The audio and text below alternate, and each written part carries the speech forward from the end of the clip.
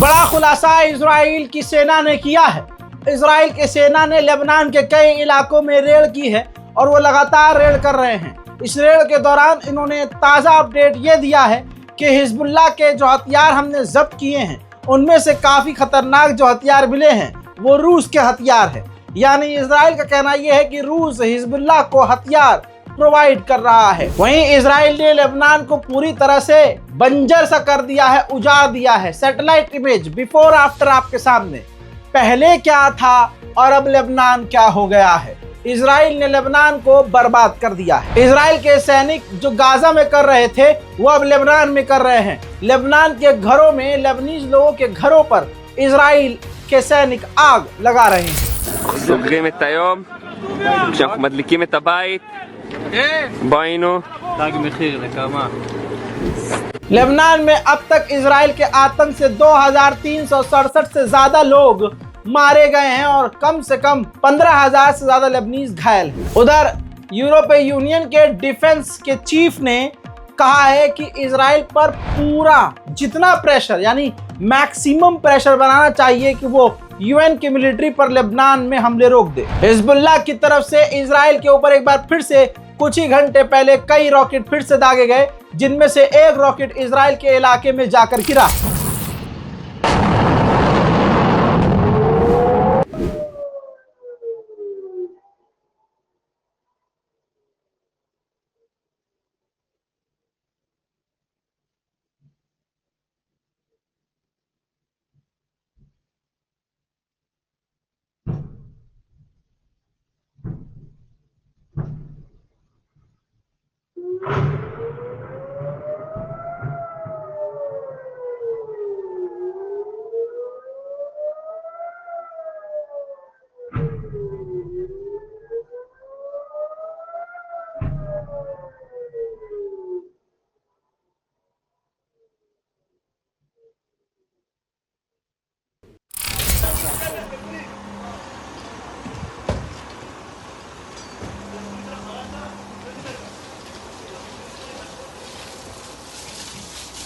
ताज़ा तरीन लेबनान के हमले में इजराइल के लगभग 7 इजरायली सैनिक मारे गए हैं और 20 इजराइल के सैनिक बुरी तरह से घायल हुए हैं। इराक में जो लड़ाकू संगठन है उसने इजराइल को धमकी दी है कि हम इजराइल के डिमोना एयरबेस पर हमला करेंगे। मेरे दोस्तों, अमेरिका की डेल्टा एयरलाइंस ने अपनी तमाम फ्लाइट्स 2025 तक के लिए इजराइल के लिए बंद कर दी हैं। साउथ इजराइल में फूड पॉइजनिंग की बीमारी फैली है, जिसकी वजह से 100 से ज़्यादा इजराइल के जो सैनिक हैं, माफ़ कीजिएगा, इजराइल के जो सैनिक हैं 100 वो अस्पताल में भर्ती हैं फूड पॉइजनिंग की बीमारी की वजह से। उधर गजा की तरफ से भी आईडीएफ पर रॉकेट दागे जा रहे हैं, जिन 2 रॉकेटों को इजराइल ने रोका है। यूएन में बरतानिया की जो प्रवक्ता हैं उन्होंने यमन के हूथी से कहा है कि हम आपको चेतावनी देते हैं कि इजराइल पर बमबारी बंद कीजिए और इलाके में जंग बढ़ाना बंद कीजिए,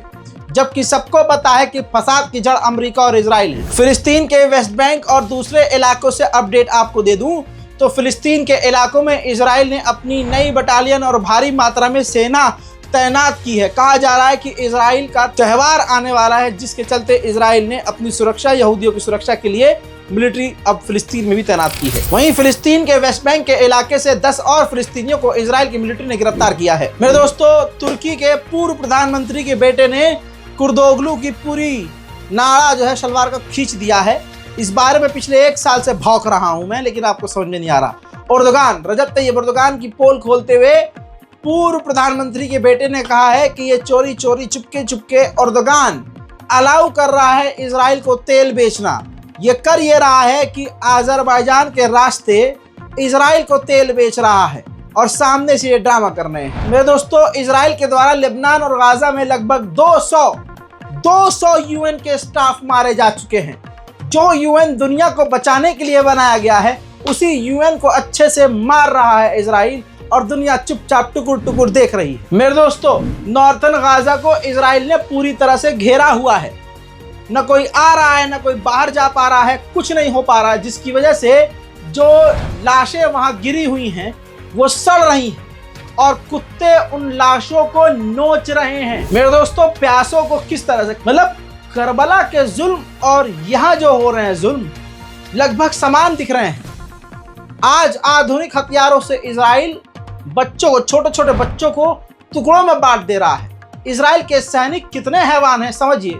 जब प्यासा गाजा का पानी के टंकी ढूंढता ढूंढता पानी के बैरल के पास आएगा और जैसे ही वो पानी का टैप खोलेगा धमाका हो जाएगा। इस तरह से पानी की टंकियों और पानी के बैरल में इजराइल के सैनिक बम फिट कर रहे हैं। उधर फिलिस्तीन के लिए मोरक्को में जमकर प्रदर्शन जारी है।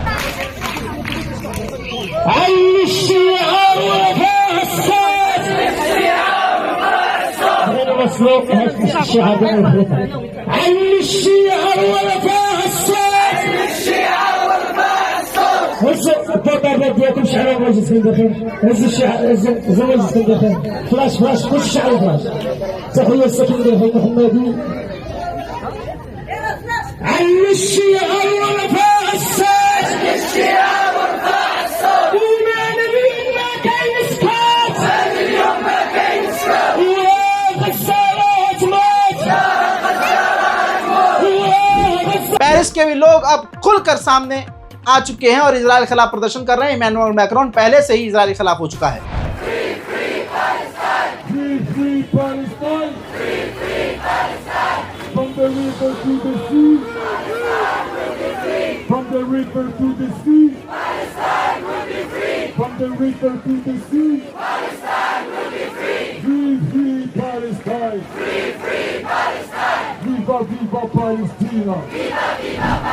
गाजा में अब तक 42,000 से ज्यादा मौतें हो चुकी हैं और ये आंकड़े बढ़ते जा रहे हैं। फॉर्मर जो पूर्व प्रधानमंत्री जो फ्रांस का है उसने कहा है कि अगर इजराइल हार गया तो हम सब हार जाएंगे। Vous-même, Manuel Valls, vous faites une sorte, vous dites, on va parler d'Israël.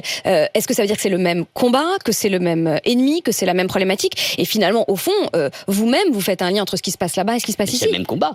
Mais évidemment que c'est le même combat. Si Israël tombe, Israël qui est en première ligne face à l'islamisme, dans sa version la plus effrayante, nous avons évidemment tous en tête la mémoire, les attentats, les attaques du 7 octobre 2000. जहां कई देशों ने Israel को हथियार देना बंद कर दिया है, उधर जर्मनी ने उल्टा किया है। जर्मनी ने इजराइल को हथियार देना डबल कर दिया है।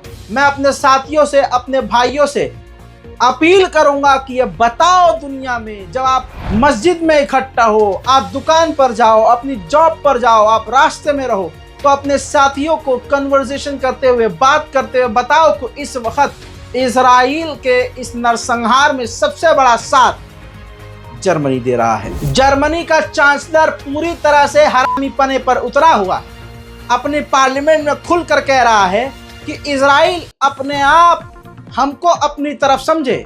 इजराइल कभी यह ना सोचे कि हम उसके साथ नहीं हैं। इजराइल को हर हाल में, हर कंडीशन में हम हथियार और अपना साथ देते रहेंगे।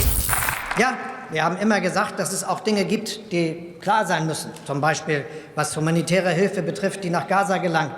Zum Beispiel, was die Frage betrifft, dass immer die Regeln des Völkerrechts beachtet werden müssen.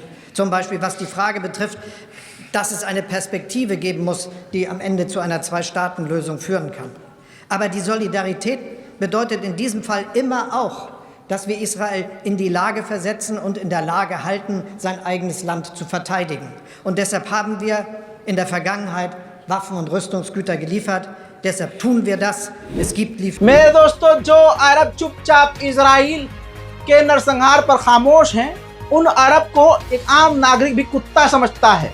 तो मोहम्मद बिन सलमान भी सुन ले ये बात कि तुझको भी इजराइल के लोग कुत्ता ही समझते हैं। ये व्यक्ति इजराइल का है, यहूदी, कह रहा है कि अरब के जो लोग हैं चुपचाप खामोशी से हमारे साथ अच्छे बच्चों की तरह मिलकर काम करें। लेबनान, गजा, फिलिस्तीन हमारा है। अगर अरब हमारे साथ अच्छे से अच्छे बच्चे की तरह नहीं रहे तो उनको भी समुद्र से लात मारकर अरब से निकाल देंगे। मेरे दोस्तों, इजराइल के दर्जनों पार्लियामेंट मेंबर और दिग्गज बड़े नेता एक प्रदर्शन में इजराइल में शामिल होंगे। इजराइल में एक प्रदर्शन करेंगे जिसमें ये मांग करेंगे कि गाजा के अंदर सेटलमेंट बनाया जाए और यहूदियों को बसाया जाए। अल अरबिया चैनल के हरामीपने भी मैं आपको माजरत के साथ रोज दिखा रहा हूँ। मन से गाली निकलती है, क्या करें, निकलती तो बहुत गंदी है, लेकिन कंट्रोल करते करते जो आती है वो निकल जाती है, उसके लिए मैं आपसे माफी चाहूंगा। कुछ नहीं कर सकते, लानत और गाली तो दे ही सकते हैं। बहरहाल दोस्तों, अब ये देखिए हरकत, सऊदी अरब के अल अरबिया चैनल रोज किसी न किसी इजरायली को बुला रहे हैं। अब रिटायर्ड कर्नल को बुलाया है। ये मोहम्मद बिन यहूद सलमान के कहने पर यह सब हो रहा है।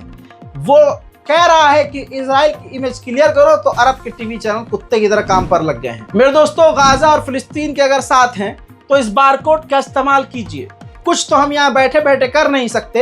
अपने फोन से अगर 1 रुपया भी इस बारकोड को स्कैन करके ट्रांसफर करेंगे तो एक एक करके हमारे पास अच्छा खासा अमाउंट होगा, और उस पैसे से हम गाजा के लोगों को एक वक्त का भी खाना खिला सके तो समझ लीजिए कि हमारे कब्र में थोड़ी ठंडक जरूर होगी। मेरे दोस्तों, इस रिपोर्ट को शेयर कीजिए, अपनी दुआओं में मुझे याद रखिए। जय हिंद।